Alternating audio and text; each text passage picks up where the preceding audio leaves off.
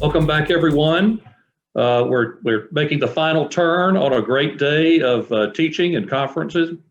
It is my pleasure to introduce Dr. Ciro Esposito, Chief of Surgery in Naples, Italy, to discuss a topic that I love, ICG fluorescence in pediatric surgery. Ciro, thank you for being with us. Thank you very much, Mac. Thank you very much, Todd. It's a pleasure to be with you and to share my experience in ICG fluorescence technology. I have some slides with videos with 3 cases that we can discuss. First of all, I have nothing to disclose, and only a short introduction. As you know, in particular in pediatric MIS surgery is important to detect anatomic structure, above all to reduce the incidence of complication. For this reason, the imaging technology has to help us as pediatric surgeons to do this. In the last 3-4 years, we use in our operative room the near-infrared indocyanine green fluorescence imaging technology that is very useful in different indications, and is ICG in a soluble molecule that is rapidly bound to albumin and is near instantaneously visualized with target organs, and it is removed from circulation by the liver and bile juice. For this reason, one of the main indications is the surgery of gallbladder. To use this technology, you can adopt this technology, use laparoscopy, and you need an optic, you need for sure a camera, a vial of ICG, but you can use also in robotic surgery because above all the last generation of Da Vinci Xi system is a system called Firefly that can adopt ICG. I have 3 cases that we can discuss together. There are three classic indications that I adopt in my clinical experience. The first case is a 12-year-old boy, a little bit fatty, of 70 kilos, with gallbladder stone disease, and at the ultrasonography has several stones in the gallbladder.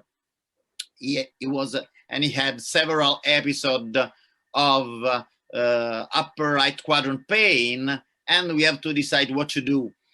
Which is the diagnostic workup before surgery or during surgery, and above all, which management is indicated. The first possibility can be ultrasonography and then medical therapy. As you know, sometimes pediatric hepatology give for these children ursodeoxycholic acid therapy for some weeks. The second option is to use preoperative US and then to perform the old-fashioned laparotomy to remove the gallbladder.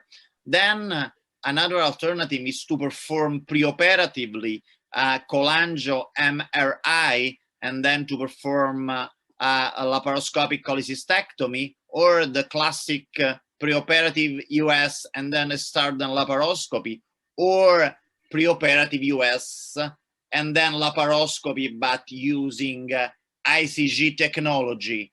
I don't know if we can discuss a little bit, and then I will show some slides as which is my aptitude in this case.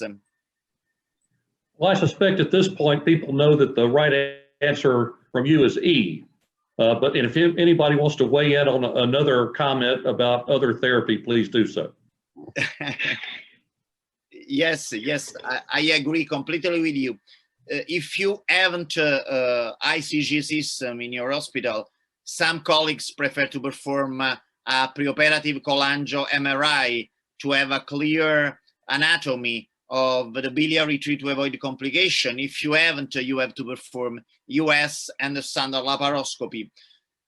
In the last 3 years, we use ICG technology. For this reason, as you told us, we prefer E, the preoperative US and then laparoscopy using ICG technology. Why? Because if you analyze the international literature, above all in adults, there are a lot of complications in laparoscopic cholecystectomy. And this is particularly true in pediatric patients because, as you know, compared to the adults, as you can see in these slides, the adults perform about 100 to 300 cholecystectomy per year in an adult center compared to a pediatric center in which we perform 10 to 30 cholecystectomy per year.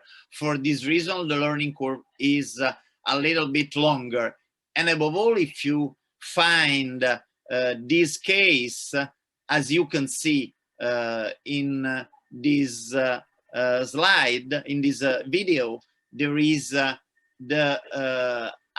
complex case in which the anatomy is not clear because you don't know where is exactly the cystic duct, the main biliary tree. You can have the complication. Thanks to ICG, you can have a real biliary mapping during the procedure. And the ICG is in vial of 25 milligram per milliliter.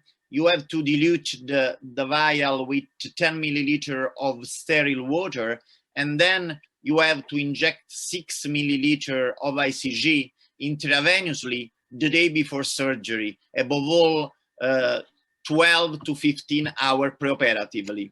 In this way, you have a clear view. As you can see in this video, this is the ICG technology. You can see very well the biliary anatomy is absolutely amazing. As you can see, the main biliary tree, the gallbladder, and then the cystic duct. And you can perform a safe dissection. And also in this other case, as you can see, there is a lot of adhesions. And if you adopt ICG technology, you can see that there is an angulation of cystic duct with the cystic fundus. And thanks to ICG, you can switch to a normal view, to ICG view, and to perform a very good isolation. And above all, you have always a very good view of main biliary tree. And this is a huge advantage during laparoscopic cholecystectomy, above all for trainees. In this way, you can lower to zero the complication. For this reason, I think is an amazing technology to adopt. Now you have a new ICG system, because the old ICG system, you have to switch with a pedal and you see the picture in black and white. Now, with the new Rubina system, you have the possibility to remain in color, and the biliary tree is colored in green. It's absolutely amazing. I think then thanks to this system, you can lower the complication to zero because you have a very clear view of the anatomy. As you can see in this picture, it's impossible to have a complication. The main drawback of this technique is that you have to inject the product the day before surgery. For this reason, you have to plan in advance ICG technology for cholecystectomy. And in my center, we use this technology routinely now for all the gallbladders. And this is the first case. I don't know if you want to ask something or want to pass to another indication. As you know, as you prefer. I think because of time limitations, we need to move ahead. But okay, perfect. I'd like everybody to be thinking about when you give the ICG. The idea of giving it a day ahead of time kind of was new to me. So let's keep going though. Okay. That's an important point, Mac, that I'm glad you brought up because I didn't know that either. Yes, as I told you, you have to plan the use in about the indication of ICG, because the cholecystectomy is the only pathology in which you have to use to inject the product in advance. Because in other indication, as you can see, for kidney, for lymphomas, or for varicocele or for other indication, you have to use this intraoperatively. For this reason, it's easier. for cholecystectomy, you have to plan in advance. Why? Because if you use intraoperatively, you can see mainly the liver, because it's taken by the liver and you have the liver in green and it's difficult to identify the gallbladder.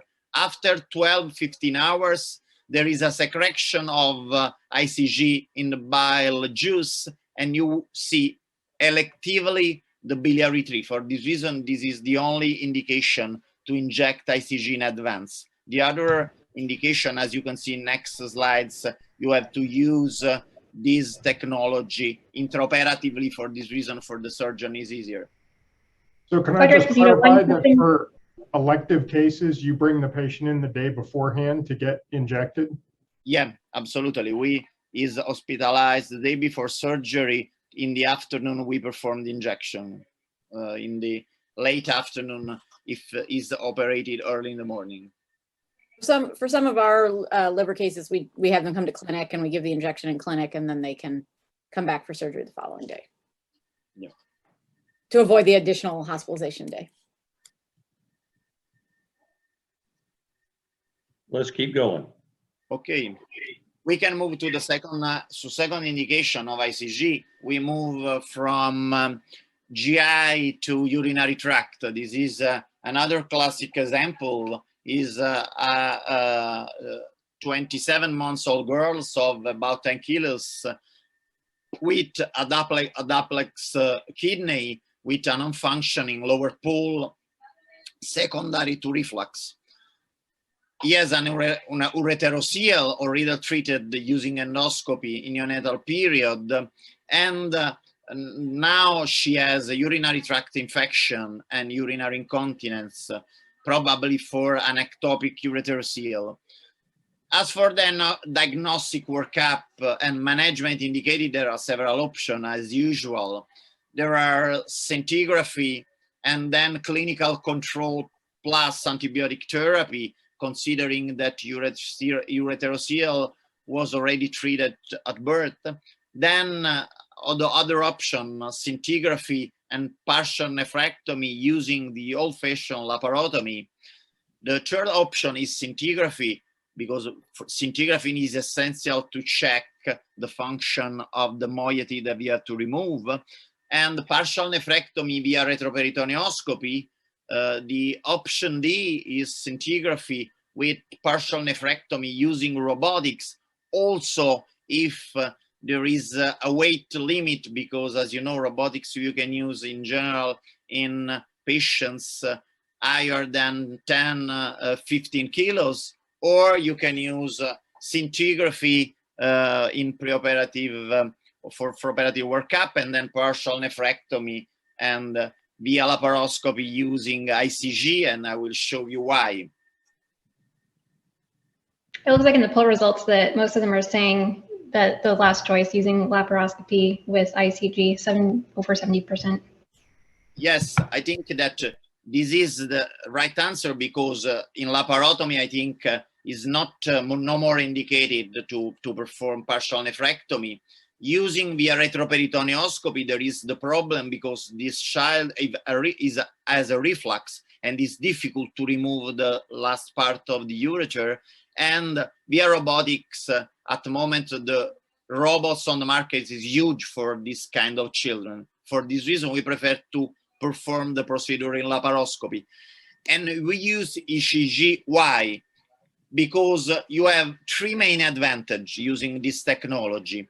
First of all, you have the possibility to identify the ureter, because when we perform a partial nephrectomy, we put via cystoscopy at the beginning a catheter in the ureter.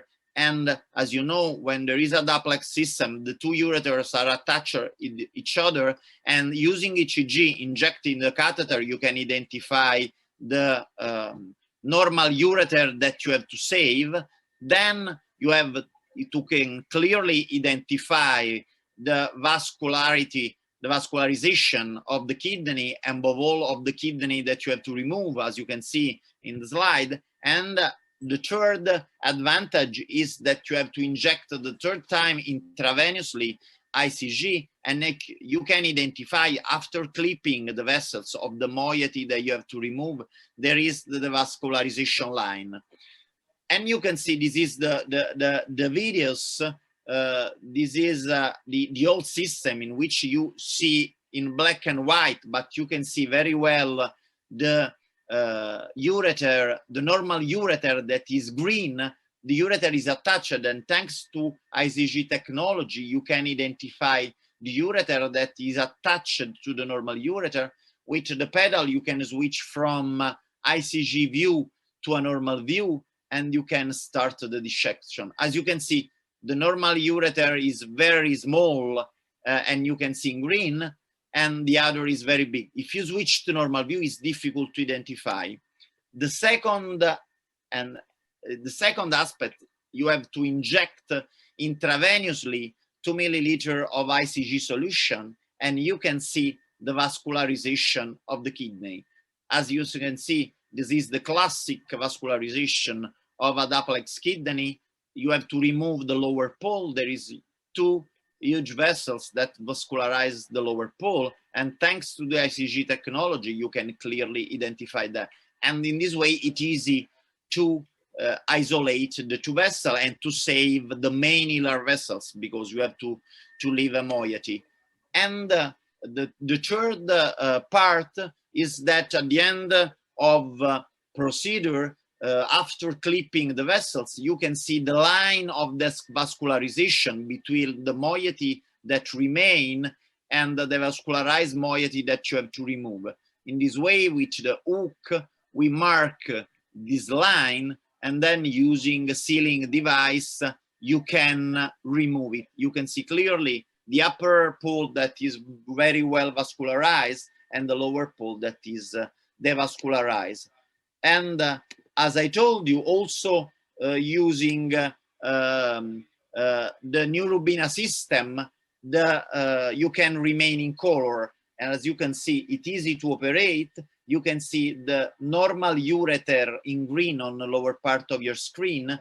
And on the upper part, there is the huge ureter of the moiety that you have to remove. Thanks to this technology, as you can see, you can perform a safe surgery, avoid danger for the other ureter. And this is the same also at the level of the kidney. As you add on the kidney, you can see if you inject intravenously the ICG, you can see the vascularization. This is an upper pole that you have to remove, is another case.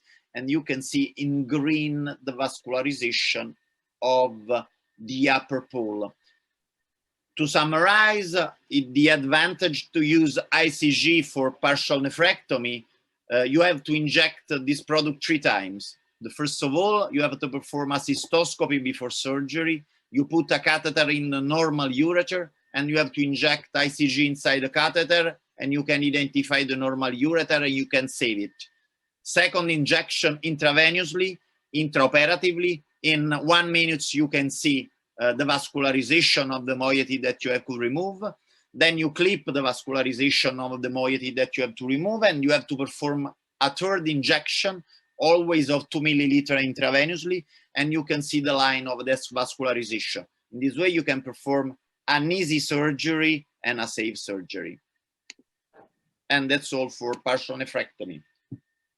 Let's keep going, Ciro. Thank you. Okay, and then the last case is varicocele.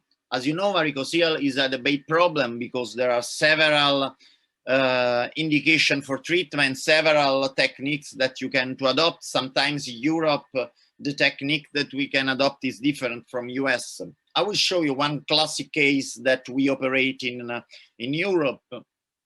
Is a 13-year-old boy with a grade 4 varicocele according to Dublin and Amalur classification. And he has an hypotrophic ipsilateral testis, and he has left testis pain. And this is a classic indication for surgery for us. There is no spermiogram available because he's too young to do it. And for this reason, we have to decide which is the workup and the management of these children. The first option is to perform an echo color Doppler and clinical controls, because there is an option, because we have no spermiogram. For this reason, you can control until 16 years, then to perform a spermiogram and then to check the management. The second option is to perform an echo color Doppler and then to perform an open inguinal approach. This is the pathology that in Europe sometimes adopt the adult surgery, the surgeons. And the third option is to perform echo color Doppler technique and then scleroembolization.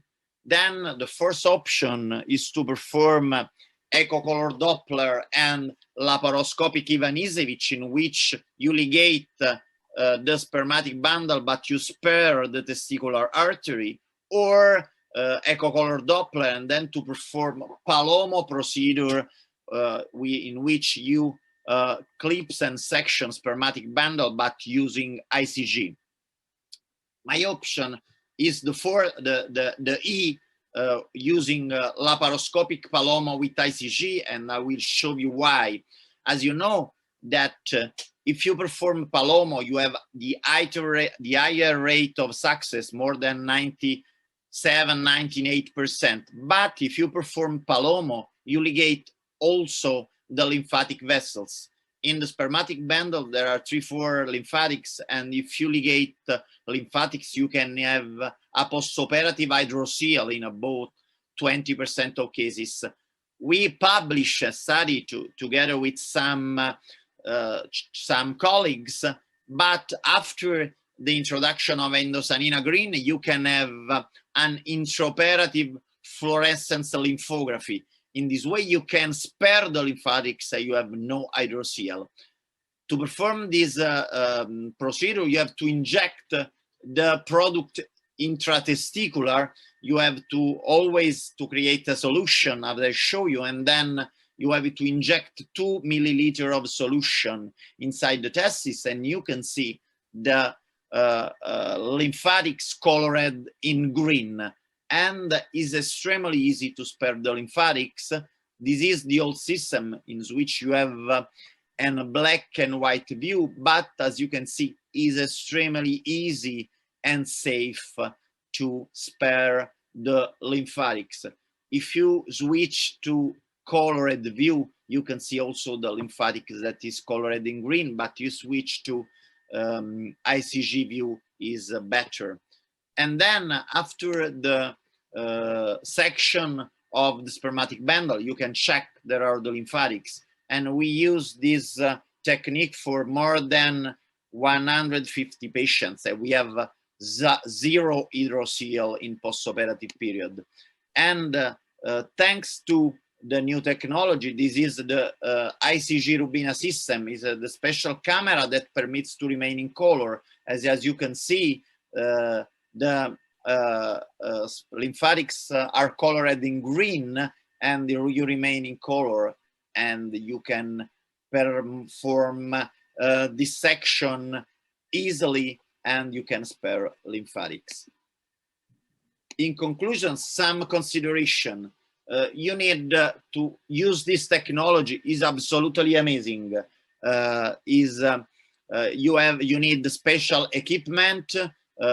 If you use laparoscopy, you need the camera and the optic, or you need, if you have an XI robots with FAR5 system, for sure a vial of ICG.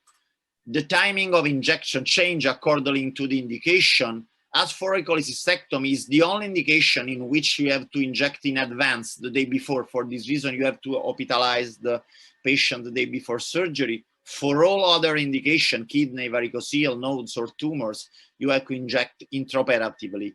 There is a real advantage for surgeon, no adverse effect in our experience, and you can use the vial for 6 hours.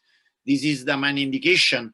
For me, cholecystectomy, partial nephrectomy, varicocele are the best indication, but also lymphomas, tumors, or to check the vascularization of anastomosis is others indication. You have to develop this. And in conclusion, I think it's a safe and useful and versatile technique to adopt in pediatric MIS to have a better visualization of surgical anatomy. is absolutely amazing. You have to use it above all for cholecystectomy, because you can avoid complication, and above all can help surgeon to reduce complication, for example, for cholecystectomy, in which you have few cases per year. And I think that this technology can be considered in selected cases, as you can show you, to increase safety of laparoscopic procedure. And that's all. Thank you. Thank you so much. That was outstanding. Any one comment from any of the faculty or panelists that? I just have a quick question. Can you overdose on that, Chiro? Like you said, you get three injections for the kidney surgery. Is there a maximal dose you can give? There is no limit. As you know, this technology was used, I think, more than 5 years ago from adult surgeons. There are a great study performed from Jacques Marescot at IRCAD as for a cholecystectomy, and there is no limit for the dose that you can adopt. I think there is a lot of indication, and probably we have to discover other indication. I know that Steve Rothenberg adopt this technology also for tumors. We adopt to identify nodes for lymphomas, or to check the vascularization of the anastomosis. As for the partial nephrectomy, the first injection is inside the catheter. For this reason, is not intravenously. And then the other two injections are intravenously, but there is no problem because it's secreted by bile juice. So this obviously, Chiro, thank you so much for coming. Mac, thank you for moderating that. There's obviously going to be a million questions. I think we've seen today that ICG is definitely something to be paying attention to. This is something that every day we're finding more and more uses. We can probably go through all of us and figure out different cases that we've tried it on: thyroids, thoracic duct leaks, all these different things. So it's really, we're getting more and more. Next year, we'll probably know more. Thank you for that incredible presentation, Chiro, and thank you for joining us from across the ocean.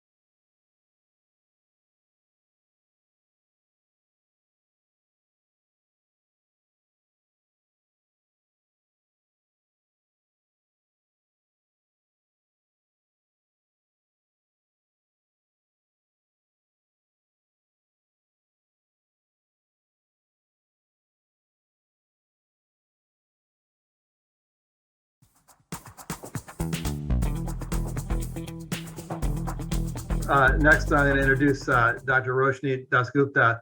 Roshni is also another one of the superstars from Cincinnati who does a lot of surgical oncology. She's also does a lot. She's, I think, their director of quality, and also runs the vascular malformations clinic there. But Roshni is going to talk to us about thoracoscopy versus thoracotomy for pulmonary metastases.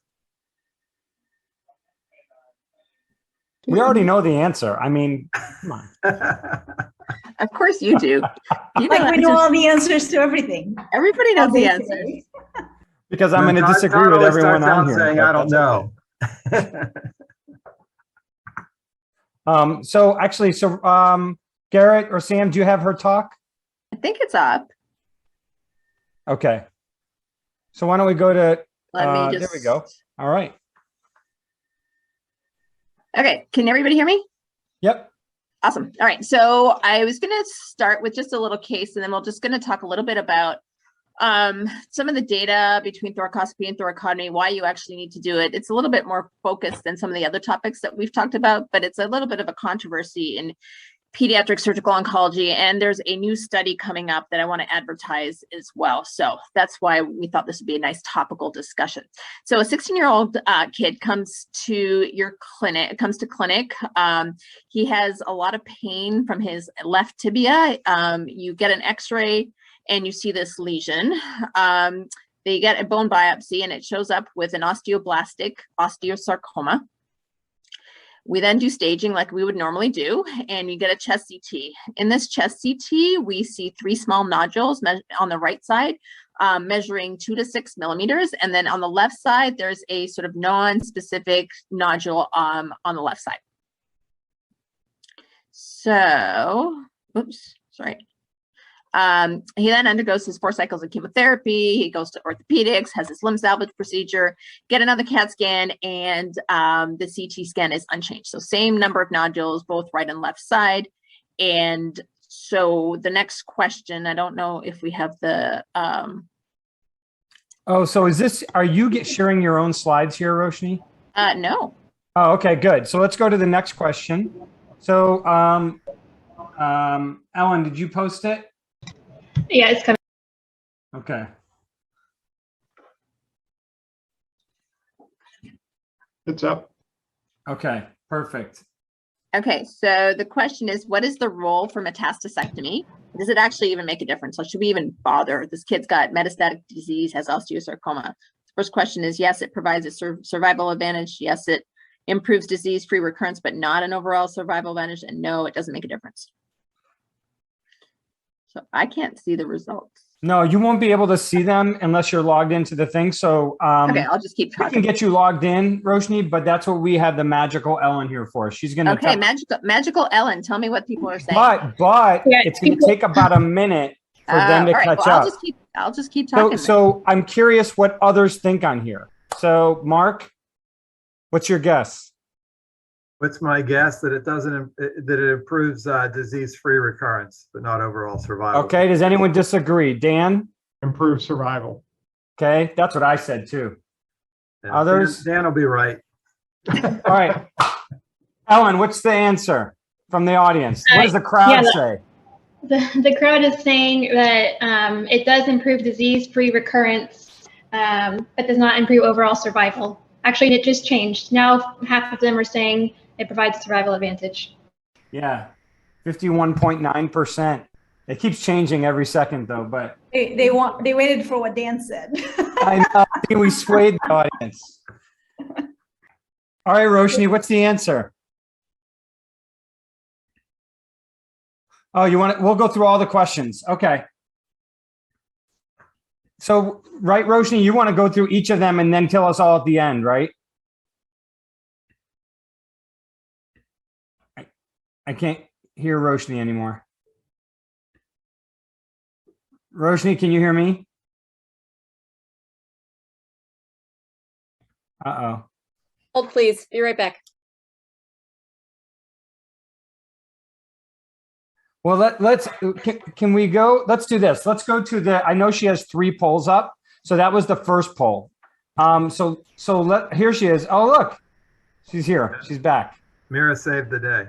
Mira. But we still have time. So Roshni, if it's okay with you, I'm going to go to your second poll question. So let's bring up the next slide. The next one after this. Here's the next question. Do small nodules matter? Doing a little switcheroo, Todd.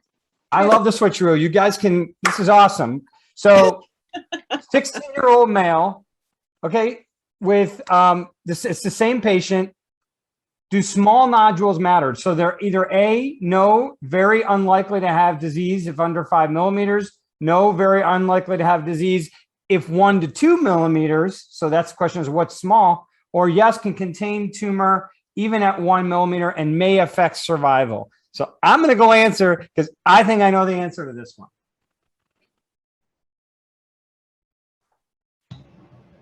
It looks like most people are saying that yes, it can contain the tumor even at 1 millimeter and may affect survival. Wait, but it's changing. Look how fast it's changing, Alan. It's true. You know what's funny? I shouldn't say this, but very few people are answer so far. Nobody has answered A or 1.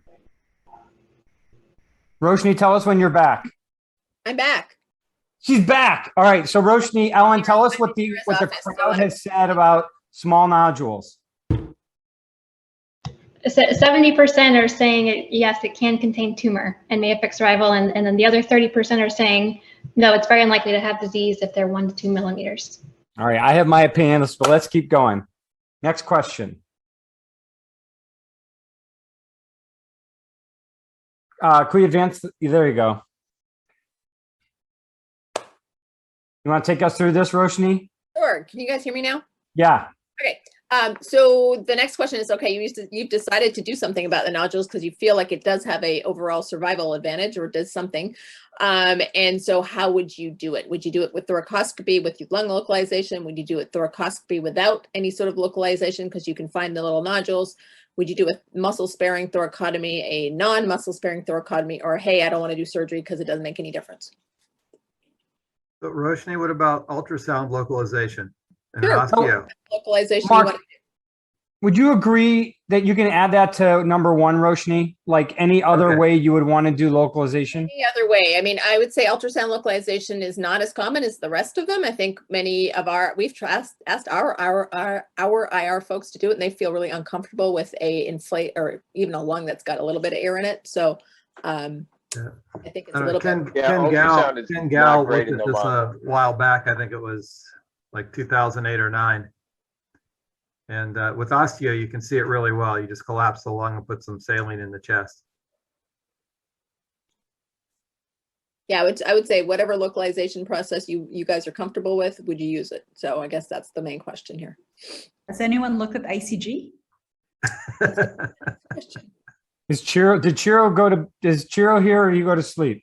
So I will tell you that just a little plug for PSORC, which is our Pediatric Surgical Oncology Research Consortium. We are running a ICG trial on oncology, and it's run, Alex Bondock is running it out of Cincinnati. And what it is looking at using ICG for the identification of pulmonary nodules and all sorts of metastatic tumors, as well for primary tumor resection.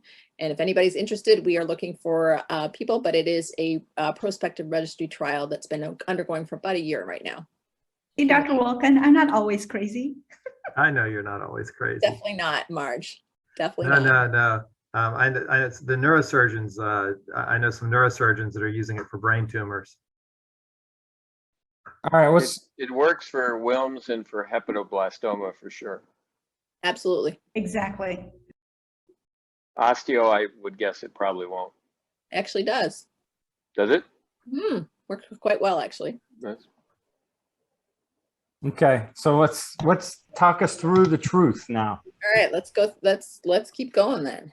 I can advance slides here. So osteosarcoma, just really some basics. We're going to go through this pretty quickly. Most common malignant bone tumor. Lungs are the most common metastatic site. About 20% of patients have metastatic disease at the time of diagnosis.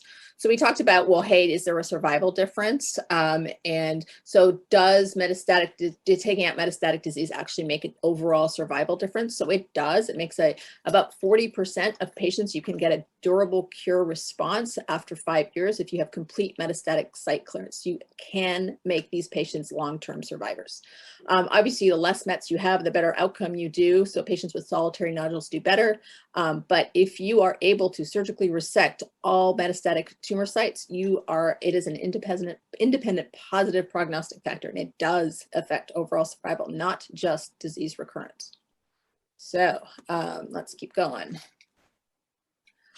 Do small nodules matter? So we talked about, hey, the 1 millimeter nodule, that the little tiny dot that the radiologist is like, can you guys go get that? And you're like, it's nothing. But our data actually from one of our PSORC studies shows that even at the size of 1 millimeter, you can get about 60% of 1 millimeter nodules contained malignant disease. This is in a group of patients with metastatic osteosarcoma.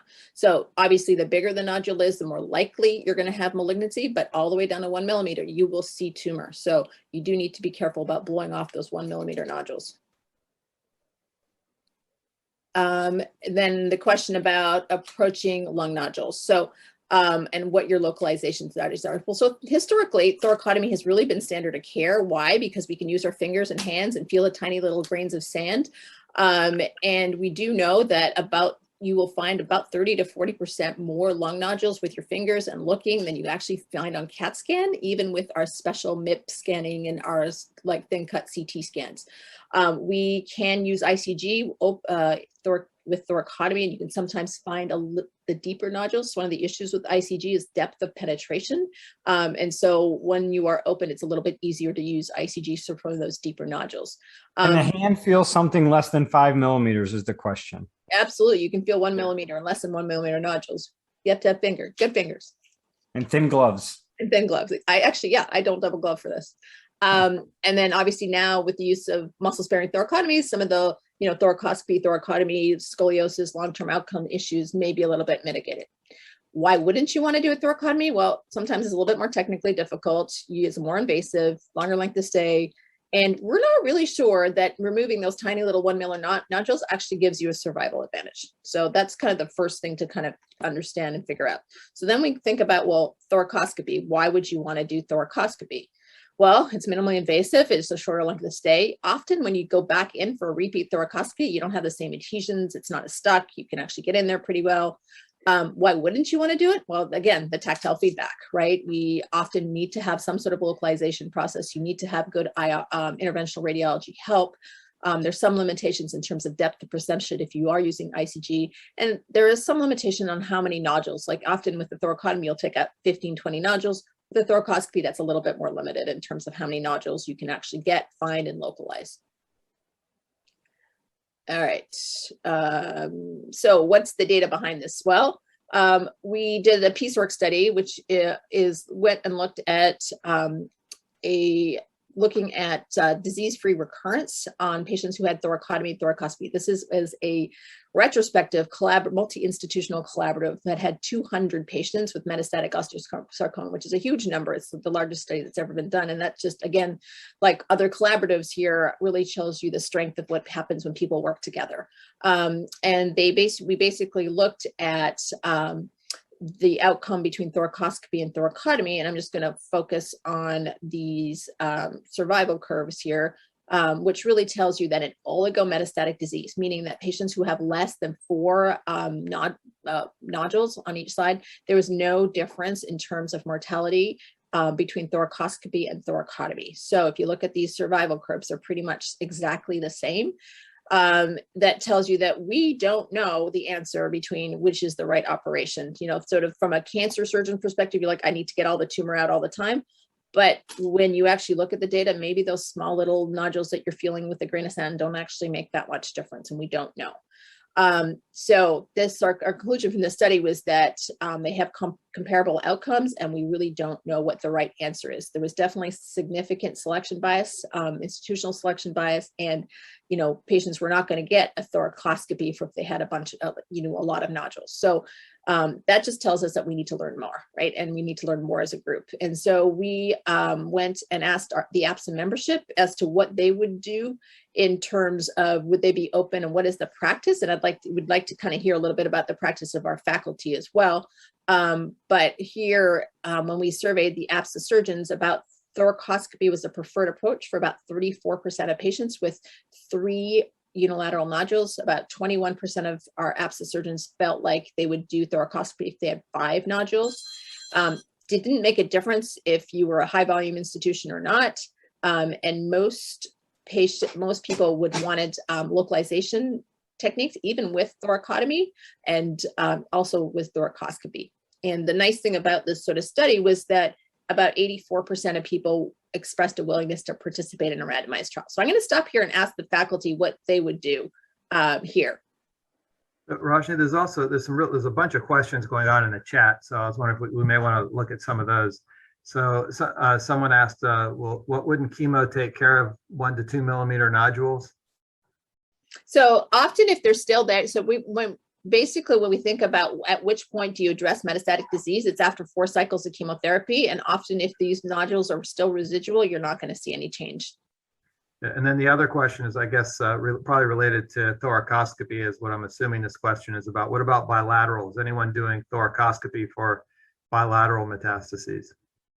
Right. I mean, that's a good question. So there's so many ways to do this, right? Yeah. You could do a median sternotomy, you could do staged thoracotomies, you could do bilateral thoracoscopies. And I think the practice is so varied and we don't know what the right answer is.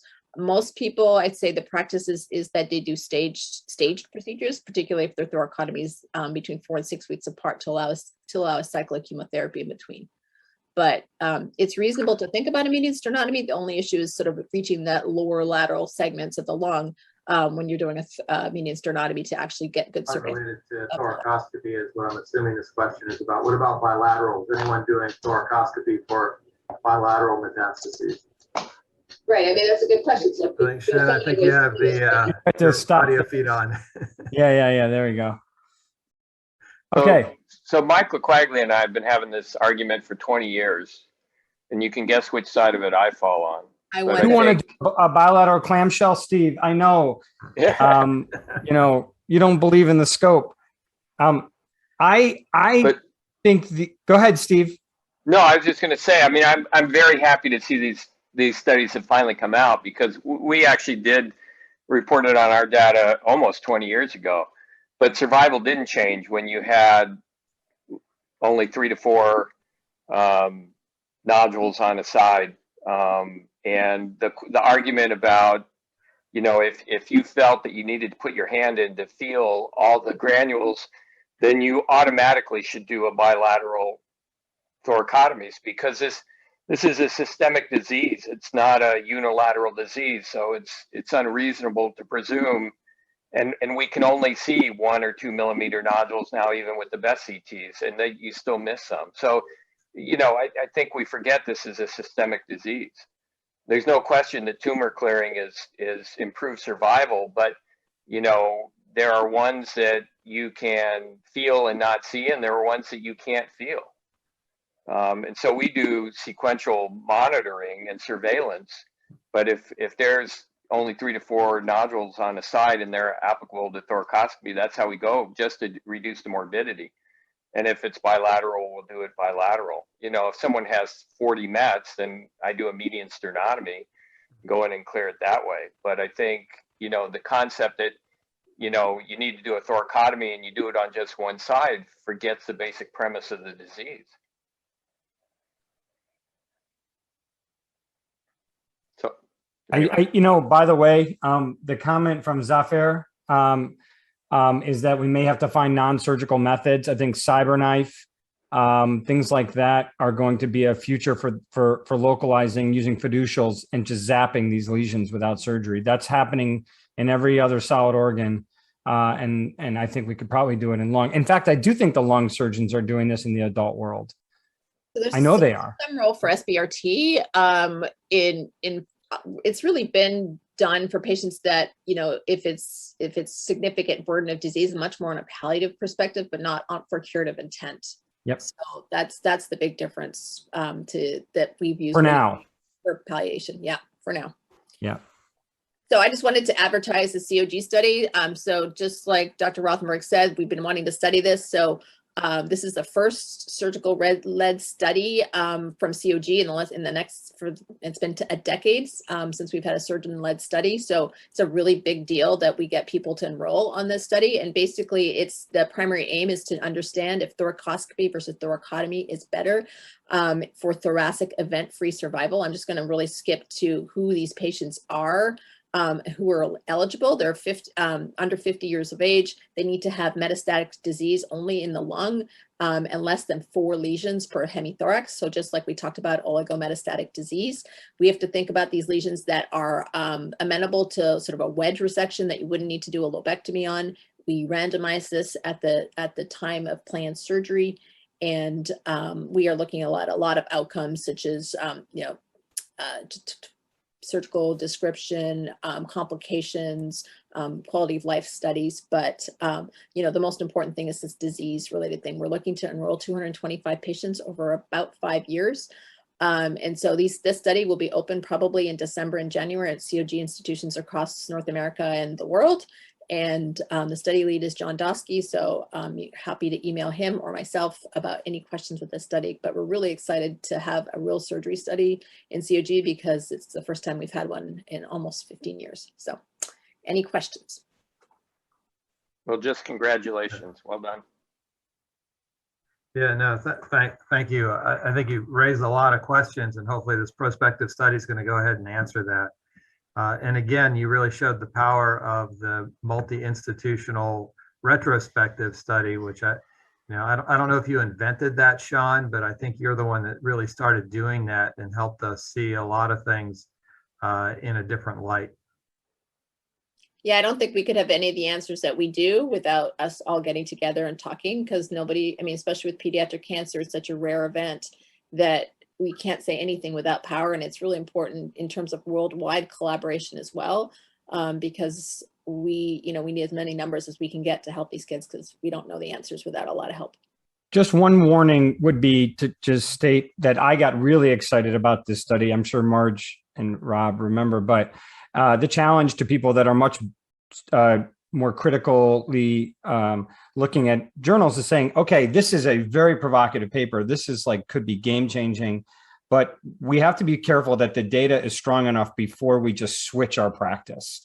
And that was one of the challenges, is that we get excited about a study, but we do have to have a little bit of pause and caution, which I have none of, before we decide to change our practice. But congratulations, Roshni. I think all of us who have been proponents of this are excited this work is underway. Thanks, everyone.